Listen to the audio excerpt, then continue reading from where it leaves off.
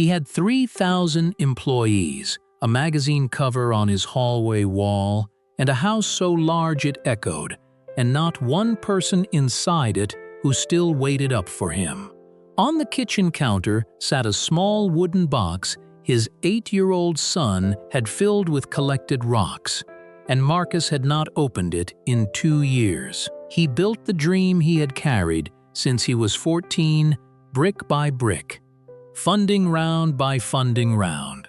And he was 36 the morning. He understood. The dream had been a monument the whole time, and the family it was supposed to honor had quietly left the building. Nobody took it from him. He spent it, one missed Sunday at a time, and convinced himself the bill would never come due. His name was Marcus, 36, founder and CEO of a tech company he had built from his garage in Austin. For almost 10 years he had told himself the same sentence. Just one more funding round, just one more launch, just one more quarter, and then I will be present. Then I will read bedtime stories to my son. Then I will have a real Sunday with my wife. But every time the company grew, his calendar narrowed. His son learned to walk while Marcus was on a flight to Singapore. His wife spent 2 anniversaries alone at a restaurant, pretending to be on a phone call so the waiter would not pity her.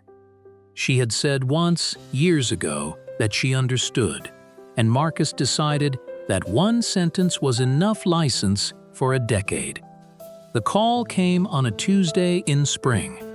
Sarah had been quiet at breakfast, but Marcus had a board meeting in 20 minutes, and he kissed the top of her head without looking at her face. On the drive in, his phone rang. Her voice was not angry. It was the worst thing it could be. It was tired. She said, "Marcus, I want you home tonight at 6. There is something we need to talk about." Marcus heard the word tonight, and his first thought was the investor dinner he was hosting at 7. He said, "Can it wait until tomorrow?" Sarah was quiet for a long time. Then she said, "It has already waited 8 years," and she ended the call. Marcus did not go home at 6. He went home at 9, after the dinner ran long, and the door was locked from the inside. Sarah opened it. She had been crying, but she did not look angry. She looked the way someone looks when they finished grieving something long ago, and only now started saying it out loud. She handed him an envelope and said, "Our son asked me last week if you were a real person or just a voice on the phone, and I did not know what to tell him. I am going to my sister's for a while. I want you to decide whether you want to be a father or a founder, because you can no longer be both halfway." Marcus stood in his own doorway in a suit that cost more than his first car and watched his wife and his son drive away in a car he had bought her 3 Christmases ago and never once gone for a drive-in. The next morning, Marcus did not go to the office. He sat in a small coffee shop he had walked past for years and never entered. An old man at the next table said, "Son, you look like you just put something down you cannot pick back up." Marcus told him the whole thing in pieces.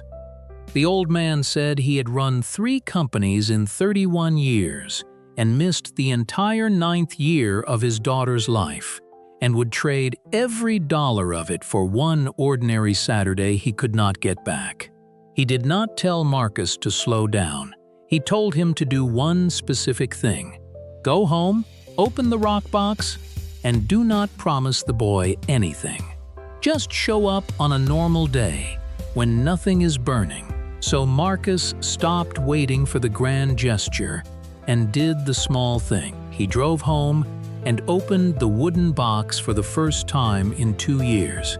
Then he called his son, and the boy answered with a careful, "Are you sick?" That question hit harder than any quarter he had ever lost. Marcus did not explain himself. He asked the boy to walk him through the rocks, one at a time, and wrote down where each one came from. The first tries failed, and he made himself sit with that. The first time he showed up at Sarah's sister's house, no one opened the door. The next weekend he texted ahead and got no reply. He kept his promises anyway. He turned off his phone at dinner while his hand twitched toward it like a man quitting something. Then he relapsed badly when a launch slipped, canceled a trip, and answered email until 2 in the morning. The difference now was that he caught it the next day instead of the next year, and called his son to apologize the same day he broke the promise. Then he changed the thing underneath the behavior, because willpower alone would have failed. He brought in a chief operating officer and handed over work he had hoarded for a decade. He cut his hours in half. The stock dipped, the board panicked, and the company climbed because his team finally had room to grow into their own competence. He had been the bottleneck the whole time, and calling it dedication. 6 months later, Sarah agreed to coffee. Not reconciliation. Coffee. Marcus had a speech ready about pressure and investors, but the old man's words stopped him. If you use your pain to avoid hearing hers, the conversation is still about you. So Marcus said almost nothing. For 40 minutes, he listened to the life that had been happening in his own house while he built a dream outside of it. When it was over, Sarah said, "You came home at 5 for 6 months, and nobody clapped, and you kept coming. That is the first thing you have done that I believe." She moved back the way someone returns to a house they were not sure was still standing, slowly, testing the floor. There was a Thursday at the park when Marcus realized he did not know which games his son liked anymore. And instead of pretending, he said, "I am sorry. I do not know this. Can you show me?" The boy looked at him a long moment, then handed him a ball. Weeks later, Marcus missed a client call that would once have terrified him because he was on the kitchen floor building a cardboard volcano with the boy.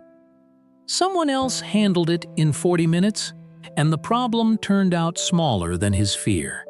His son had a new rock box now, and Marcus knew where every stone in it came from.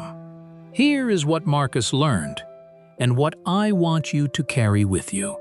The dream you chase is not the only thing you are building.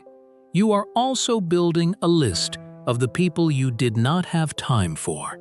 And that list, not your title or your revenue, will be the real summary of your life. Money can protect a family from everything except your absence. Love does not live in future upgrades.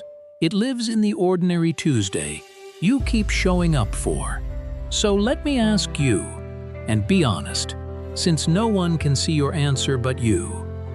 What is the small thing you keep promising to do tomorrow? The dinner, the call, the bedtime story that you have skipped for years? Tell me in the comments. Saying it out loud is how Marcus started.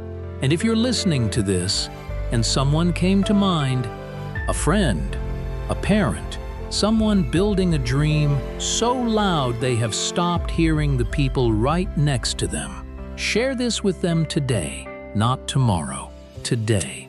It might turn them around while the door is still open. Subscribe for a new story every 3 days. And remember, the company you build can be bought. Your family cannot.